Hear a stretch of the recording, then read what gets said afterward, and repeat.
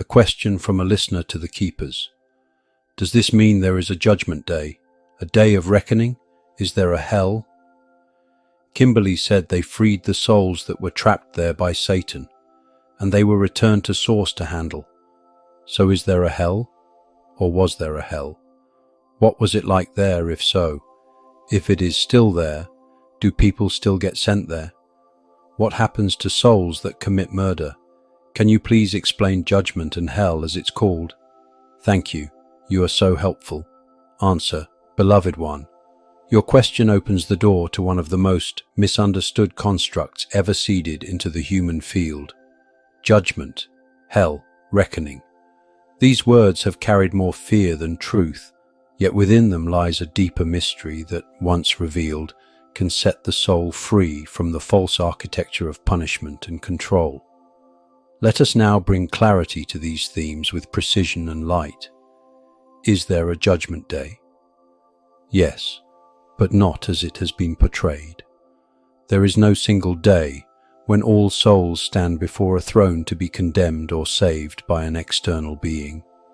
The true judgment is a moment of soul reckoning, and it occurs immediately after death, or within the incarnation as part of awakening or life review.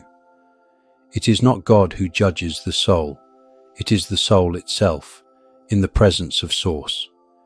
In that moment, stripped of illusion, the soul sees its own choices clearly and fully, feels the impact it had on others, both harm and healing, and chooses, in alignment with divine law, what learning remains, and whether to return for integration, reunify with higher self, or complete its cycle. This is the true judgment, not condemnation, but conscious reconciliation. Is there a hell? There was, and in many layers there still is, though its power is rapidly diminishing. Hell was not created by Source. It was an inverted realm, architected by non-Source aligned beings, including those known as satanic hierarchies. 2. Trap souls in guilt, fear, and pain. Harvest loosh, emotional energy. Prevent souls from returning to the true light. Reinforce religious control systems and karmic recycling. These realms were part astral, part artificial, made of low-frequency geometry, where some souls were deceived or pulled into after death, believing they deserved eternal punishment. Kimberly's statement about souls being freed refers to operations within these layers, where many trapped fragments were retrieved and brought back to Source for healing and reintegration. These realms are now collapsing as the false matrices dissolve. What was hell like? To those trapped within it, hell felt cold or burning, depending on imprint. Isolated, looping in shame or horror. Populated by shadow beings that fed on emotional distress. Constructed of distorted memory fields, often shaped by the soul's own belief in punishment. It was never Source's will. It was an energetic prison of consent and deception. Do people still go there? Very few.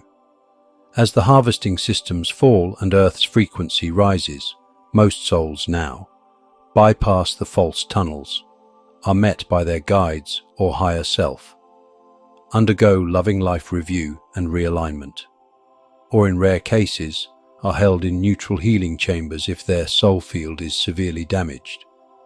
Souls who have committed acts of great harm, such as murder, are not sent to hell. They are brought to face the full echo of their action, not as punishment, but as energetic consequence. Many weep, collapse, and choose to return in service, to rebalance the field they fractured. What happens to a soul that causes harm?